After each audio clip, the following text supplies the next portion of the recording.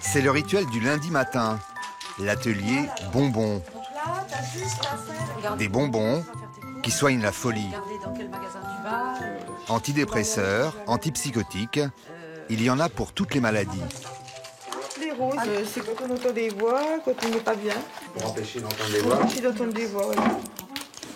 C'est contre l'angoisse, contre la fatigue. Quand tu crois que tout le monde est contre toi, si ça t'aide, ça. Hein, paranoïa, paranoïa.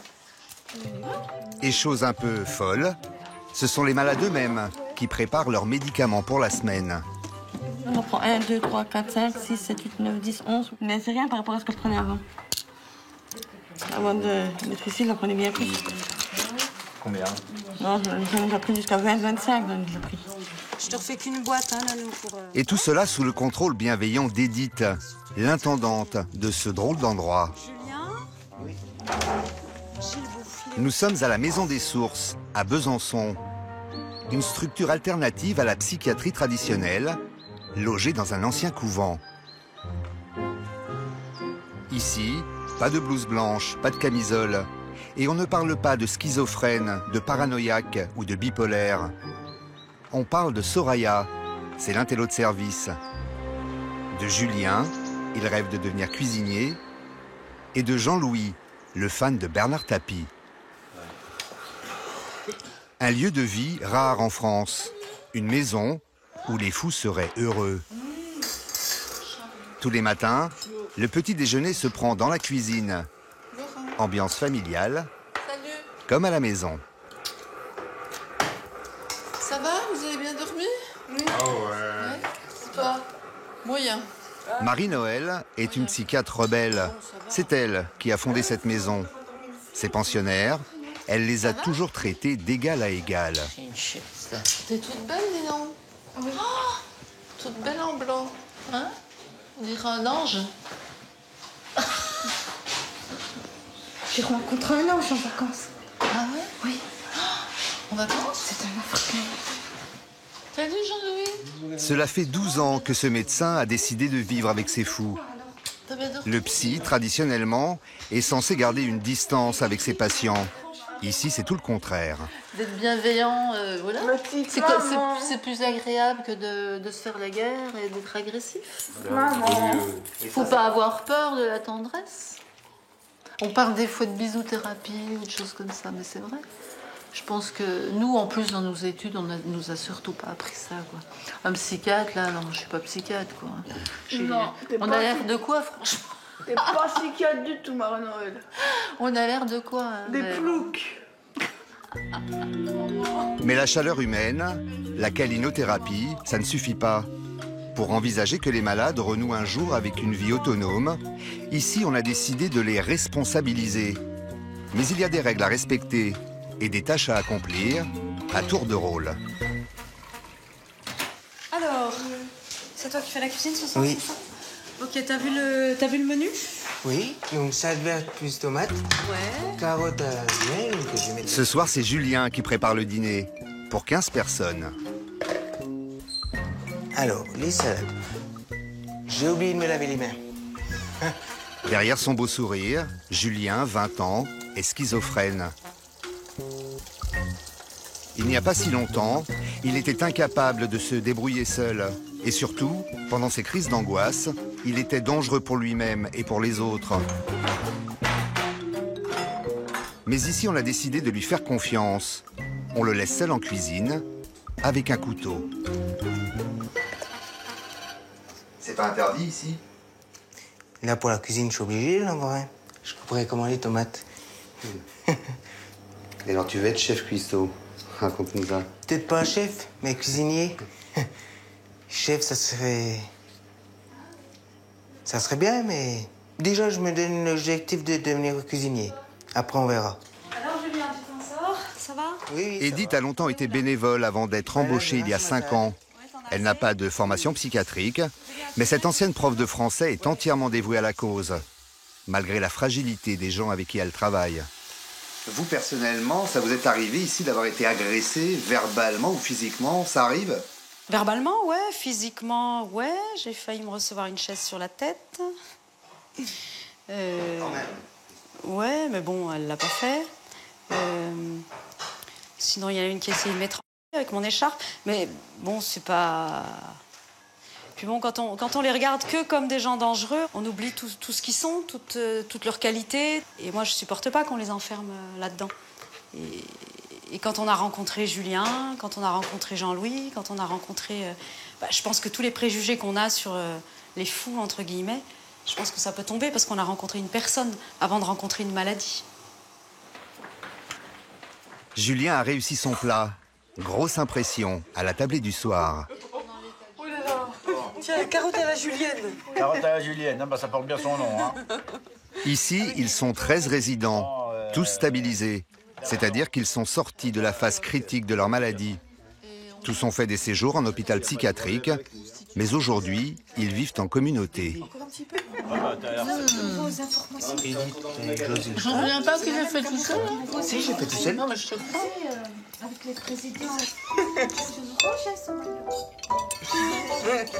Julien est ici en période d'essai.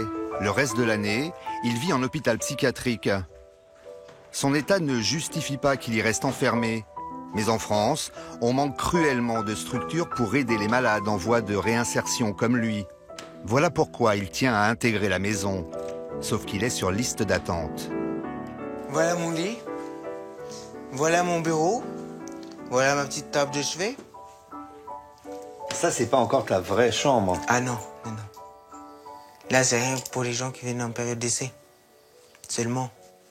Mais avant, j'étais dans un pavillon fermé où ça criait, ça tapait. Alors ça, j'avais du mal à accepter. Parce que c'était dur. Hein.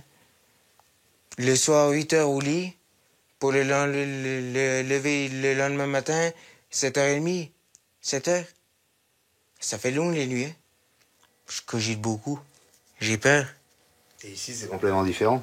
Ah bah oui, on se couche quand on veut.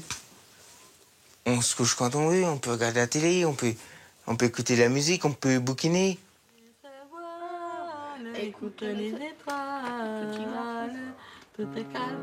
Depuis l'ouverture de la maison il y a 12 ans, un tiers des résidents a fait assez de progrès pour retrouver une vie autonome. Les autres peuvent rester toute leur vie. Soraya, elle, est arrivée il y a 4 ans. Ici, elle a trouvé un équilibre qui lui permet carrément d'accepter la maladie. Celui-là, c'est le plus beau que j'ai fait, je trouve. Les autres, ils ne valent rien. Hein. Celui-là, c'est le plus beau, je trouve. Je l'aime bien, j'aimerais bien l'encadrer dans ma chambre. Et comment tu l'as appelé? La folle. C'est le plus réussi, c'est celui qui me va le mieux, je trouve. À une époque, peut-être, j'étais comme ça aussi. Mais maintenant, non. Mais je l'aime bien quand même, parce que c'est écrit la folle. Ah ben maintenant, je suis loin d'être malade comme avant. Mais j'ai trouvé un équilibre ici. Il n'y a pas que moi, tout le monde ici peut dire ça. Tout le monde, regardez ce qu'elles font. Oui, tout le monde est foutu, tout le monde est bien ici. On est tous fous à un moment donné de nos vies. Voilà. Soraya, 43 ans, c'est celle qui porte le regard le plus lucide sur la maladie. Je sais pas. On est où, là? On est dans ma chambre ici, Nicolas. Soraya est arrivée en 2008, après de nombreux allers-retours entre sa famille et les services psychiatriques.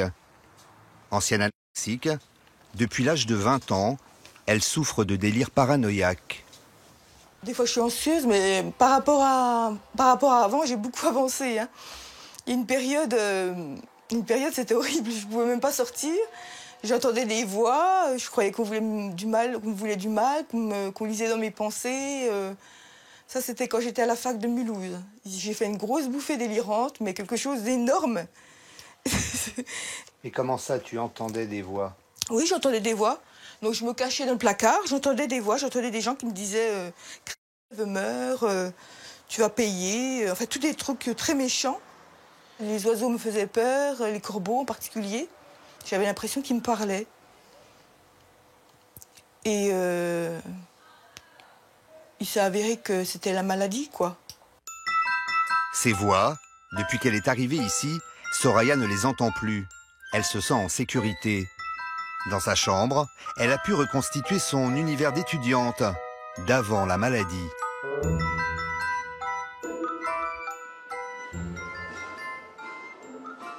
Dans l'ancienne chapelle du couvent, le débarras. Une caverne d'Ali Baba pour Soraya. On va mettre ensemble. Ici, elle trie les livres donnés par des particuliers avec René. Ça c'est bon, ça c'est bon. Encore du Jules Verne. Il y a que du Jules Verne là-dedans. En plus, Soraya a trouvé l'amour. René, Ah, c'est mon homme. ça va pas. C'est mon chéri.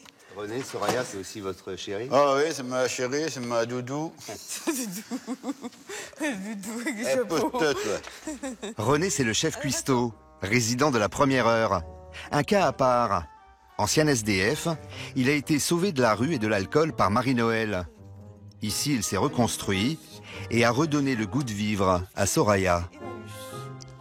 Ce qui est là, il est... Et sa maladie, ses troubles, vous, ça vous a pas fait peur Non, non, ça m'a rien. Non. au début? Je la prends comme elle est, hein. À ma biche. Oh, ouais, je... Je la prends comme t'es, hein. Oh, une femme adorable. René. Vous pourriez vivre ensemble à l'extérieur? Oh non, à l'extérieur, non. Non, je ne peux pas vivre à l'extérieur, j'arrive pas. J'arrive pas à mener une maison, à faire tourner une maison. Je m'embrouille dans les papiers. C'est pas moi qui s'occupe de mes papiers, mais ça fait rien. Moi, j'aimerais bien m'en occuper, mais je peux pas. Donc, c'est trop compliqué pour moi. Ce serait trop compliqué pour nous deux avec René. On est bien ici. Jusque-là, on est heureux, donc continuons. Pourquoi s'arrêter? Soraya et René sont en couple depuis 4 ans à la Maison des Sources. Les livres qu'ils ont triés sont vendus dans cette boutique de bric-à-brac ouverte au public. Les ventes, cela permet de financer une petite partie du budget de la maison. Le reste, ce sont des subventions publiques, des dons et le loyer que règle chaque résident, entre 300 et 400 € par mois, payés grâce à l'aide au logement et leur allocation adulte handicapé. Alors, Cet après-midi à la friperie, c'est au tour de Jean-Louis d'accueillir les clients et de tenir la caisse. Il y a deux personnes au-dessus. D'accord, François. C'est si je travaille. C'est une sacrée responsabilité. Ah bah oui, ça. Jean-Louis souffre de graves troubles de la personnalité. Il a du mal à se concentrer plus de 5 minutes. Mais ici, il a appris à gérer les comptes de toute une après-midi de vente. C'est à 20 centimes d'euros la carte. Peinte à la main. 20 centimes la carte? Oui, c'est ce qu'il y avait écrit. Donc 2, ça fait 0,40. Voilà, et puis ça, Ça, vous l'avez compté, je crois, non? chemisier, ça. Chemisier, Oui, et le sac. Et le sac. Alors ça fait 3,40 €. C'est moi qui allais vous. Je vous rends 10 centimes, hein. Très bien. Oh, puis il n'y a pas 10 centimes. Oh, c'est pas grave. Attendez, grave. si, je crois, vous avez de la chance. Jean-Louis s'en sort bien. Il rend parfaitement la monnaie. Il n'y a pas de trou dans la caisse? Non, on peut pas voler, hein. Ouh là là. Les voleurs, oui. Qu'est-ce qui se passe pour les voleurs? Ils vont en prison, hein. Jean-Louis est tombé malade en 1982. Une crise pendant son service militaire. J'ai fait psychanalyse, ça vaut le coup, hein. Faut pas avoir peur. Malgré sa psychanalyse, dans sa tête, tout n'est pas clair. Jean-Louis fait une fixation sur un certain Bernard Tapie.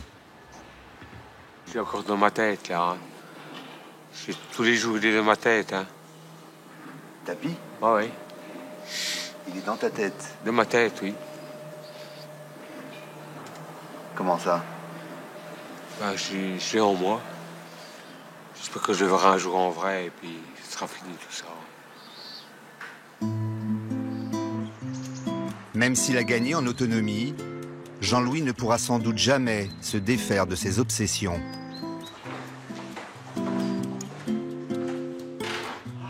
Le soir, chacun rejoint tranquillement sa chambre, comme dans un hôtel.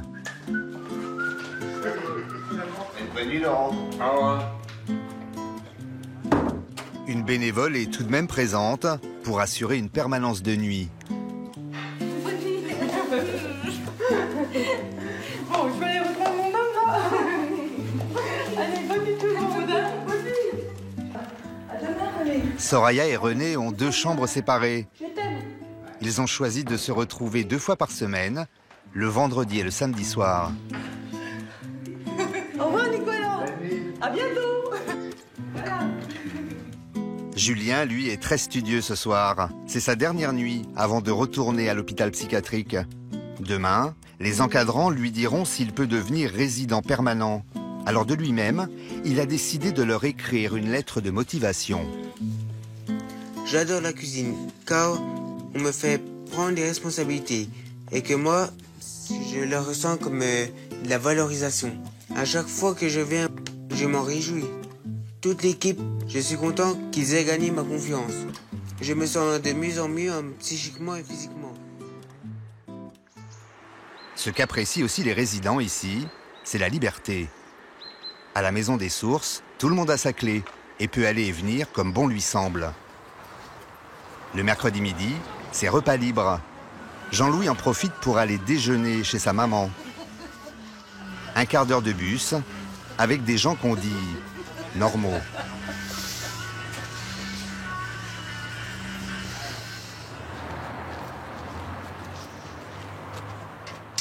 Salut la mère. Salut la mère. T'as trouvé ton sourire? Oh oui. Bon, voilà. Chaque mercredi, Georgette lui prépare son menu préféré, steak frites, comme pour les enfants. Jean-Louis, je te donne ton beefsteak. Oui la mère. Voilà. On m'a livré des mini beefsteaks cette fois-ci. Jean-Louis est resté chez ses parents jusqu'à l'âge de 46 ans. Son père est décédé et sa maman a eu de graves ennuis de santé. À 77 ans, elle ne pouvait plus le garder. Alors la Maison des Sources, pour elle, ça a été un soulagement. Ben, je suis contente qu'il y ait des gens là-bas qui aient trouvé cet endroit-là, parce qu'autrement, il n'y a rien. Il n'y a rien du tout. Non, il n'y a rien du tout. Il n'y avait rien. Soit l'hôpital, soit ça, Nicolas. Hein. Rien. Soit l'hôpital à vie, soit ça. Hein. Sa mère a complètement intégré les démons de Jean-Louis. Elle joue le jeu de la maladie.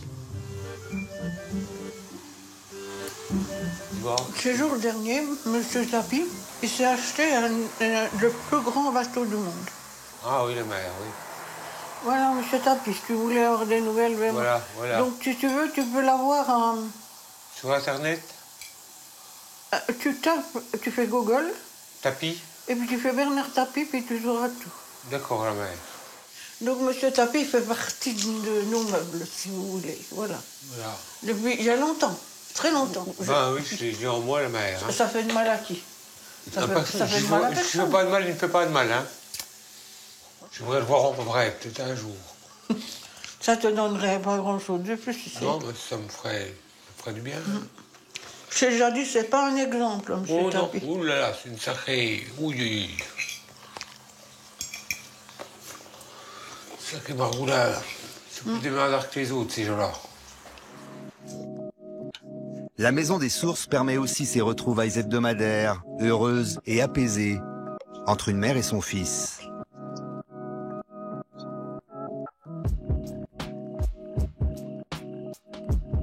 Pour Julien, dernier moment d'attente avant l'heure du verdict.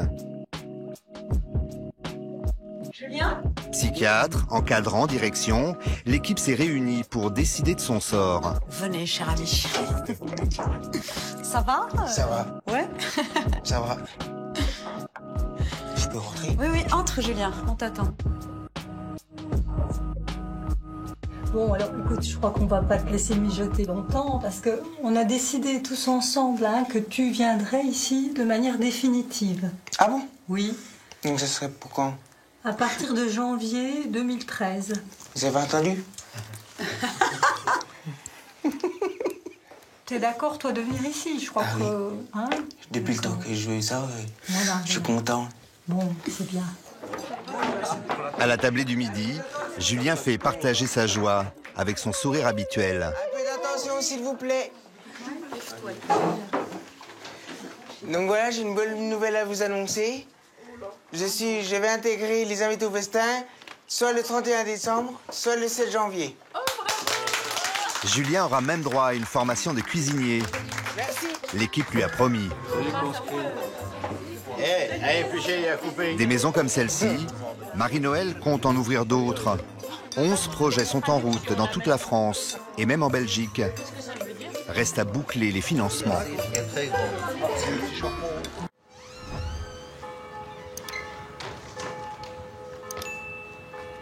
Manuel, 40 ans, a des bleus à l'âme. Derrière lui, 20 ans de séjour en hôpital psychiatrique.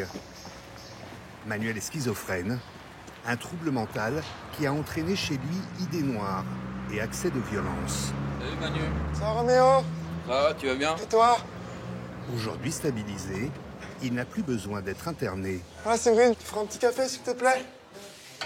Manuel habite un village où les malades comme lui n'effraient plus personne depuis longtemps. Dis, c'est pas le plus beau que vous filmez. C'est bon. Oui. Pourquoi tu dis ça? C'est pas le plus beau, là, non. Non. C'est un reportage sur les gogoles du coin. Il est connu comme le loup blanc, il est loup blanc. C'est parce que c'est quelqu'un de très gentil et à chaque fois il vient parler aux gens, il est très gentil. Oui.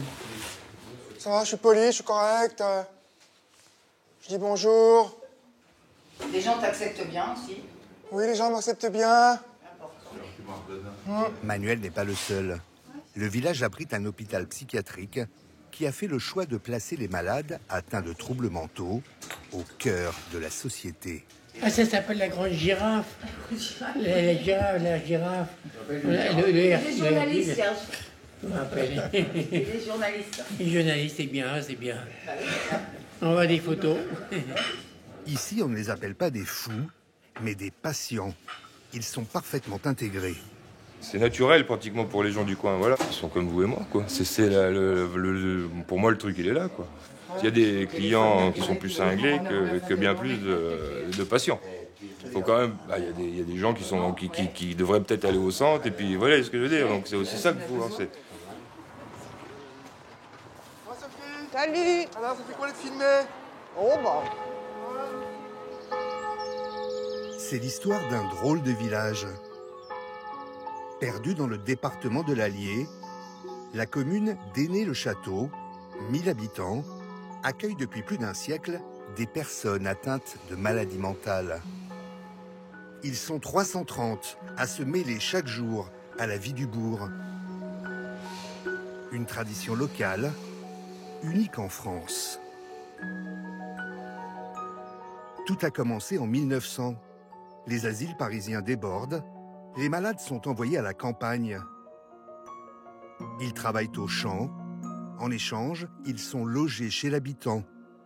Le placement familial est né. Aujourd'hui encore, à Ainay-le-Château et ses environs, 200 familles hébergent des malades atteints de troubles psychiques. Elles sont même payées pour. La psychiatrie est devenue le premier employeur à 30 km à la ronde. Sylvie Boquet était coiffeuse. Elle a arrêté son métier il y a 18 ans pour devenir famille d'accueil. Elle loge ses patients dans une maison séparée au fond du jardin pour préserver l'intimité de chacun. Bonjour. Ces temps-ci, elle héberge 2 femmes de 50 et 48 ans. Bien dormi? Oui, bien. Sophie et Fatima. On va danser dans les chambres? Oui. Tous les matins, elle leur donne leurs médicaments. On commence par qui? Comme tu veux. Allez, Sophie, vous allez dans votre chambre? Oui. Fatima, à nous. Chaque patiente dans son coin, c'est le protocole. Secret médical oblige.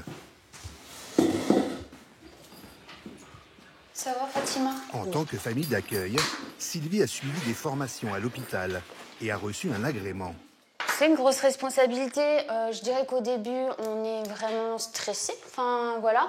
Maintenant, ça fait partie de notre quotidien, donc... Vous n'êtes pas infirmière? Je suis pas infirmière, mais on apprend un petit peu sur le tas. Il faut être un petit peu sensé, tout simplement. Et puis humain, je dirais. Voilà. Avoir de l'empathie et on est famille d'accueil. Alors, on va prendre... Fatima prend des antipsychotiques, des anxiolytiques et des médicaments anti-tremblement. Elle est schizophrène, tendance autiste. Tac. Une fois que c'est donné, on note, on met la date. Ça prouve qu'on a donné le médicament et à l'heure à laquelle on l'a donné. En cas de je sais pas, de problème de sang, enfin d'accident, etc. On sait qu'on a donné les médicaments et voilà quoi. C'est une preuve, c'est le protocole, c'est comme ça. Être famille d'accueil est un vrai métier, rémunéré. Sylvie est salariée de l'hôpital. Elle touche 3 000 € net par mois pour s'occuper de 2 patientes, 7 jours sur 7. Oh, c'est du solide, hein. Ça c'est... Voilà. Les patients sont logés, nourris, blanchis aux frais de la famille d'accueil, rémunérés en conséquence. Cela reste une hospitalisation, mais hors les murs de l'hôpital, dans un cadre familial plus humain. Une économie pour la sécurité sociale. Un patient chez l'habitant coûte 3 fois moins cher qu'en hôpital psychiatrique. Je vous laisse l'aspirateur. On passe l'aspirateur ce matin. Et puis le balai pour laver. Donc, pour le coup, je vous redonne tout. Je vous mets un petit peu de produit dans le balai. Les produits d'entretien, c'est Sylvie qui les donne. Question de sécurité. Quelqu'un qui avale le produit, ça peut être dangereux, donc on enferme. Et puis voilà, comme ça, on est tranquille. En cas de crise, de décompensation, comme on dit, les patients sont réhospitalisés. Une dizaine de jours, le temps de réajuster le traitement. Cela se produit 2 fois par an en moyenne. Tac. Attends, je vais vider ça, je vous mets le produit directement. Ici, Fatima et Sophie réapprennent les gestes simples du quotidien. Des réflexes perdus à cause de leur maladie et de leur séjour en psychiatrie.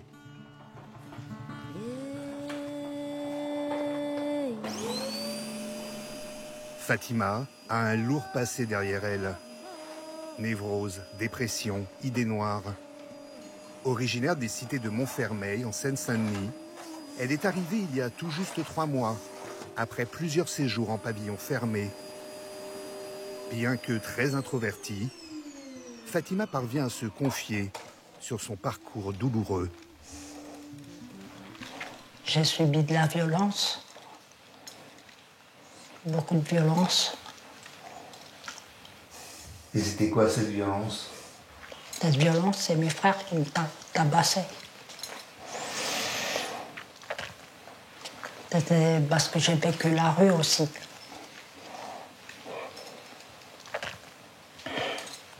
La rue, ça a détruit quelqu'un.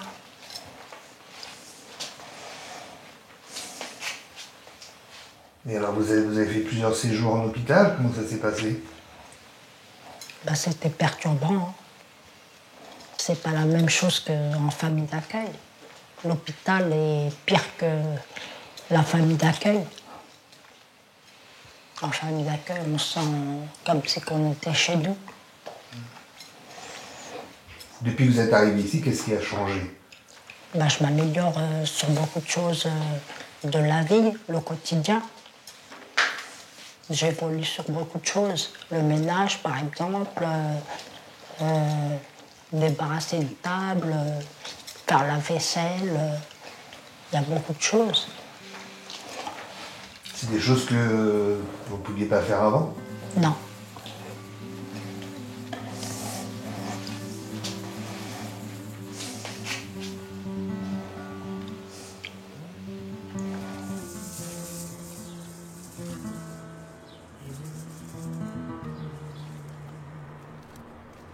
Aider les patients à retrouver une vie normale, Sophie, c'est le rôle des familles d'accueil. donc, Leur manière de soigner. L'appareil. L'appareil pour faire la soupe. Vous faites bien attention. Hein, on se trompe pas. Oui. Vous oubliez pas ça. Ok. Ensuite, Oublier, c'est la vous maladie emmenez de tous les Sophie. ingrédients. 10 ans d'hospitalisation à la suite d'une profonde dépression. Elle souffre de Je vous ai mis ce qu'il troubles fallait, en mnésiques. Ah, Sophie le oublie les gruyère, petites et choses savez du quoi, quotidien. voilà. Donc, je Changer vous de laisse linge suivre toute ou seule préparer le repas du soir. la démarche, Alors 2 fois la par recette, semaine, et puis Sylvie lui propose un pour le repas, exercice. pour ce soir, Faire la 19 heures. cuisine, D'accord. Ça vous en va? respectant Vous avez les toutes horaires et la infos? recette. Oui. Je vous ai quand même mis un petit papier, Sophie. Oui, d'accord. Je vous le mets là. Oui, merci. Où je vous ai juste mis soupe, etc. et pain de légumes et pour ce soir. D'accord. Donc là, maintenant, à vous de gérer le repas de ce soir. D'accord? C'est bon? Oui. Donc Sophie, je vous laisse? Oui. Grâce au travail de Sylvie, Sophie est sur la voie de l'autonomie. Elle espère quitter bientôt le village pour vivre seule. Ce qui est loin d'être le cas des patientes de Madame Chartin et de son mari. Elle aussi s'appelle Sylvie. Cette ancienne vendeuse de bijoux s'est lancée il y a 3 ans. Chez elle, ambiance bed and breakfast. Donc chacun a sa portion. Pourquoi chacun sa portion? Parce que si je leur laisse le pot de confiture ou la barquette de beurre, ça fera 2 jours, quoi. Ils savent pas se limiter, donc c'est tout dans l'excès. Sylvie habite au rez-de-chaussée. Le placement est à l'étage. Tous les matins, elle monte le petit déjeuner à ses 3 pensionnaires. Bonjour. Bonjour. Petit-déj. C'est ici que vit Manuel, l'habitué du bistrot. Ça va, bien dormi? Il cohabite avec Denis, le barbu, et Damien, le plus jeune des 3, un Toulousain de 25 ans. Vous en voulez, Damien, du beurre ou pas, ce matin? Non? Merci. Merci, ça ira très bien, merci. Damien souffre de troubles schizo-affectifs et de troubles de la personnalité.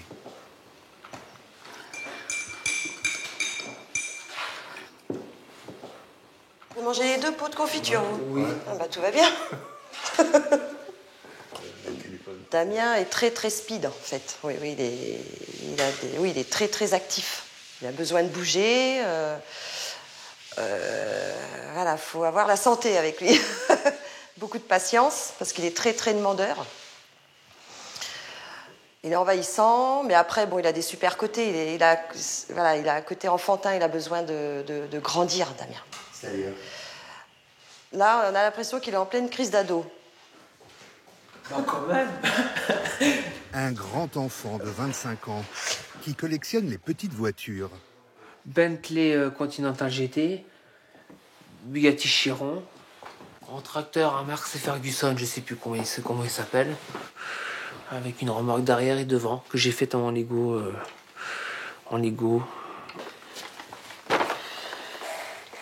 Et là, tu les laisses dans le carton. Voilà. Maintenant, ce que je les laisse dans le carton général, parce que j'ai pas envie de les abîmer. Un camion pompier, j'en ai plein, hein. J'en ai plein. Je les regarde, je les admire, on va dire. Mais je joue pas avec, je vous rassure. Hein. Ouais. Ouais, non, ça m'intéresse pas, j'ai passé l'âge. Damien a perdu son papa à l'âge de 8 ans. Un parcours scolaire chaotique, l'école arrêtée en 6e. Il rentre en hôpital psychiatrique dès l'âge de 13 ans, loin de sa maman, qui ne peut plus gérer ses troubles. Damien souffre d'un mal profond, l'angoisse de ne pas être aimé. Pourquoi tu es entré en psychiatrie, d'après toi? Ça m'arrivait de faire des crises des fois, des crises de nerfs. Et c'était quoi comme crise de nerfs? Bah, je cassais tout, je sais pas quoi, enfin, je cassais tout. J'en faisais voir de toutes les couleurs à ma mère, si vous voyez, enfin, si vous comprenez. Tu as pu être dangereux à un moment? Ah non. Dangereux, qu'est-ce que vous appelez dangereux? Pour toi, pour les autres, violent? Oui, des fois, oui, c'était chaud. Et toi, tu es bien conscient de ta maladie? Oui, je suis conscient de ma maladie, oui. Des fois, j'arrive pas à la mettre, mais des fois, voilà, c'est toujours pas facile envers les autres, qui sont entre guillemets normales. Enfin, vous comprenez ce que je veux dire? Tu te sens différent des autres? Un petit peu, oui. Oui. Et toi, si on te dit que tu es fou, ça te fait quoi? Moi, je sais ce que je vaux, alors. Donc, du coup, voilà. Je sais ce que je vaux. Tu te considères pas comme un fou? Non, mais le regard des autres, oui. Des fois, le regard des gens, oui. Des fois, ça met en colère, oui. Ça me met en colère. Bah oui, un petit peu. Et comment ça se passait à l'hôpital psychiatrique? J'étais en secteur fermé. Donc, du coup, chambre d'isolement, la totale, quoi. Et c'était comment? Des murs en béton, une fenêtre cassée, et un lit et c'est tout. Voilà.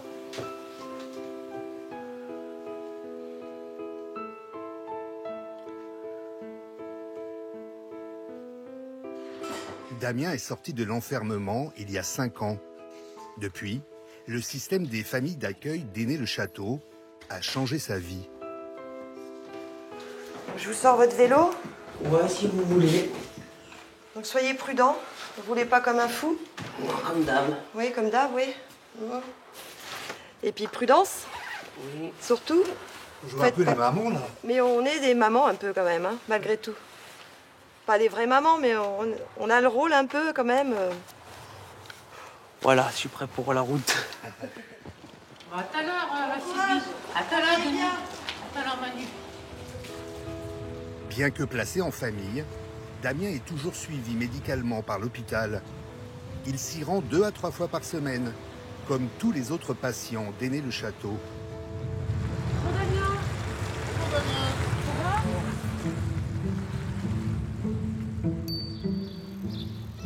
Ce centre hospitalier spécialisé dispose d'une unité de 40 lits pour les malades les plus atteints. Sur l'arrivée, sur le dos, Bayonne. Non, j'ai mis un j'ai remis 2 mes amours. Il y a aussi une unité pour les patients à la recherche d'une famille d'accueil. La liste d'attente est longue, 130 demandes par an de toute la France pour 50 dossiers acceptés.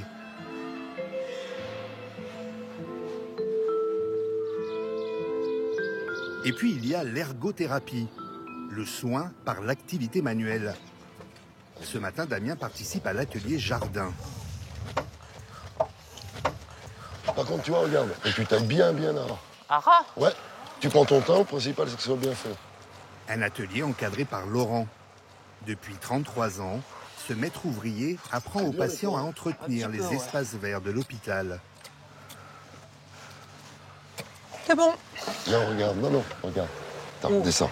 Je vois pas où c'est, tiens. Tu vois, comme là, et tu tailles bien là. Parce qu'après l'année d'après, la branche elle va grossir, devenir comme ça, puis après tu la coupes plus au sécateur. Tu comprends? Ok, ça marche, je comprends mieux. Voilà. Cette activité est dispensée sur prescription médicale d'un psychiatre. En quoi c'est utile par rapport à leur... C'est pour les faire progresser quand même. Surtout, bon, les jeunes comme ça, peut-être pas j'espère qu'ils restent pas toute leur vie ici, quoi. Donc, pour qu'ils essaient d'intégrer d'autres établissements pour travailler handicapés ou comme ça, quoi. Donc, c'est à nous de les faire avancer, de les faire évoluer. Bon, alors, t'es content de toi? Je suis content, ouais, ça va. Non. Qu'est-ce que ça t'apporte? Qu'est-ce que ça m'apporte? Du bien-être. Du bien-être et être apaisé. Oublier la maladie, surtout. Voilà. T'as l'air heureux. Un petit peu, ouais, un petit peu. Encore un petit poisson dans l'eau. Alors, vous allez prendre un guide pour plier les feuilles.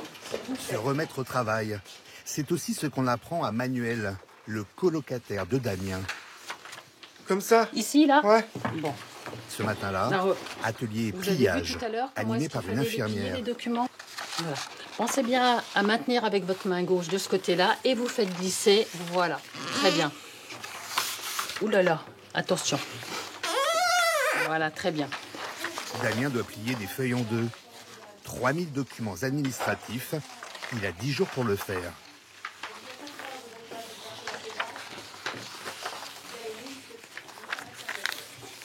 Manuel, ça se passe comment, là? Ça va? Tu as l'impression que ça te soigne, que ça te fait du bien? Oui. En quoi? Pourquoi? Ça m'apprend à travailler. Surtout ça.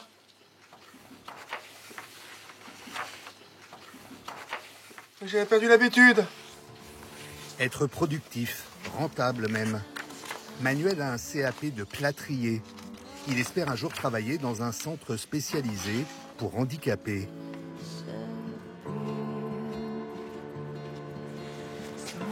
À l'hôpital, existe aussi un autre lieu qui soigne, le salon de coiffure.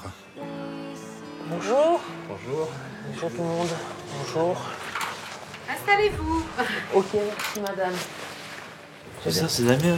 Bah oui, c'est ça, c'est Damien. Ça va, toi? C'est un peu le café du commerce. Damien, il vient surtout pour discuter avec les copains. Je te raconte une comme toi. Ça va, tu rigoles, toi, t'es en pleine forme. Ah, toujours en forme, hein. Bon, ma coupe, c'est vite fait. Hein. Ça a été vite fait. Hein. La coupe à la Walligan. Je suis, moi, là, voilà. Corinne, la coiffeuse, vient tous les lundis. Aujourd'hui, elle coiffe Fatima. La coupe est gratuite, prise en charge par l'hôpital. Derrière ses fragilités, ici, Fatima retrouve le sourire et une part de dignité. C'est agréable de s'occuper de soi. Vous êtes coquette? Oui. Oh, elle vient tous les mois pour sa couleur, son brushing, des fois 2 fois dans le mois. Oh, oui, elle aime bien. En quoi vous pensez que ça lui fait du bien? Avoir une vie comme tout le monde. Pouvoir aller chez le coiffeur comme tout le monde, comme n'importe qui. C'est vraiment extraordinaire qu'ils aient accès à une vie ordinaire. Voilà, Fatima. Voilà. Alors, vous vous trouvez comment, Fatima? Très belle. Très belle?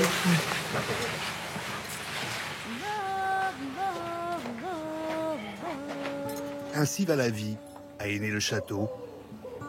Mais le système a parfois ses limites.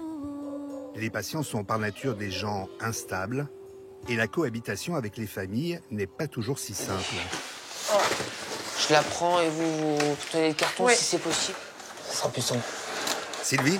Oui. C'est difficile de voir partir des patients? Ah, on a toujours un petit passement au cœur, mais bon, on les retient pas, hein, ils sont pas prisonniers.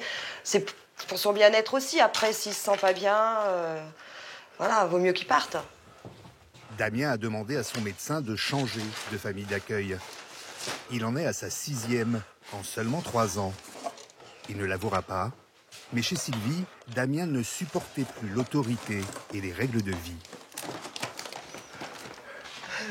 À la prochaine, Salut, Denis. bonne À la continuation. prochaine, hein. Ouais, à la prochaine. Prends soin de toi, hein, Ouais, mec, toi hein. aussi. T'inquiète pas. Bon, bah, ciao, ciao, hein, tout le monde, hein. Allez. Merci, Béatrice. Au revoir, Damien. Je prends mon sac à dos, là, je vais mon... Bon, voilà. Au revoir, Béatrice. Sylvie, pardon, excusez-moi. Merci d'être venue. Merci. Au revoir, Laurent. Enfin, Pas la bise?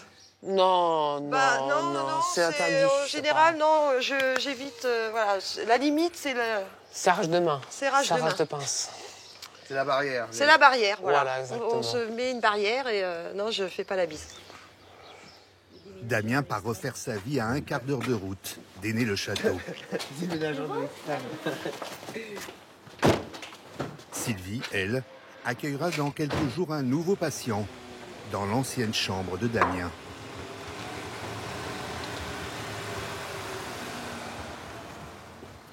L'autre Sylvie prépare elle aussi un départ avec beaucoup d'avance. Bon, Sophie? Oui. On voit les comptes? On voit les comptes. Allez. Celui de Sophie, la patiente qui souffre d'amnésie. Son projet d'ici 1 an, s'installer seule dans un appartement. Une dizaine de patients par an réussissent à passer ce cap. Mais là, je comprends pas bien, moi, toutes ces sommes, en fait. Non, vous mélangez tout et vous savez plus du tout où vous en êtes. mélangé, là. Sophie touche l'allocation adulte handicapé, 860 € par mois. Elle achète journaux, vêtements, cigarettes, mais elle a encore du mal à gérer ses comptes. Alors Sylvie joue les maîtresses d'école. Je comprends pas bien. Quand vous serez chez vous, vous ferez vos comptes au quotidien. Si vous croyez que vous avez cette somme-là, alors que vous avez cette somme-là, vous n'allez pas acheter la même chose. Non, mais je... D'accord. D'accord. Mais pour le moment, vous peinez. C'est sûr. Mon but, c'est de la préparer à la sortie. Hein. C'est pas qu'elle reste ici, bien au contraire. Plus vite elle sera sortie et heureuse à l'extérieur, mieux ça sera. Hein. C'est un plaisir quand un patient sort de l'hôpital. Hein. C'est mon premier rôle, hein, lui apprendre l'autonomie. Alors là, les comptes, on apprend doucement avec des petites sommes à la semaine, mais c'est déjà délicat. À l'heure actuelle, on n'y arrive pas encore. Si On est en construction. Voilà. Alors, donc comment on fait? On reprend. Sophie garde espoir. Elle voudrait même un jour reprendre son ancien métier. Car dans sa vie d'avant, Sophie a été professeure de piano. Tous les mardis matins, les responsables de la petite salle de concert d'Aîné-le-Château lui prêtent gracieusement leur clavier.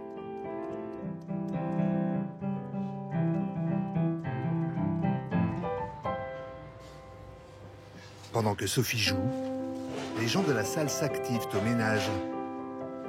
C'est son public.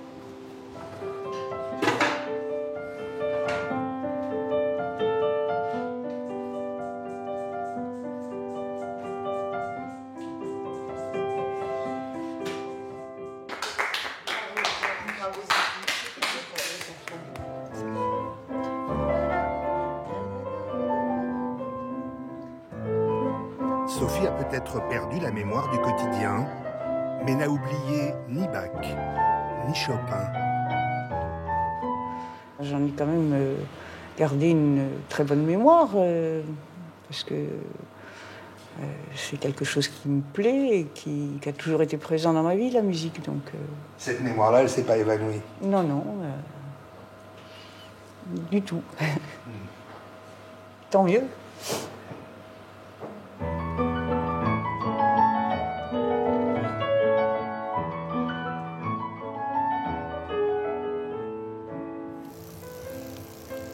Aux dernières nouvelles, Damien, lui, s'est plutôt bien adapté à sa nouvelle famille d'accueil. À l'heure où la psychiatrie en France manque cruellement de moyens, l'hôpital à ciel ouvert d'Aîné-le-Château fait figure de modèle. Comme si ce petit village rendait les malades mentaux fous de bonheur.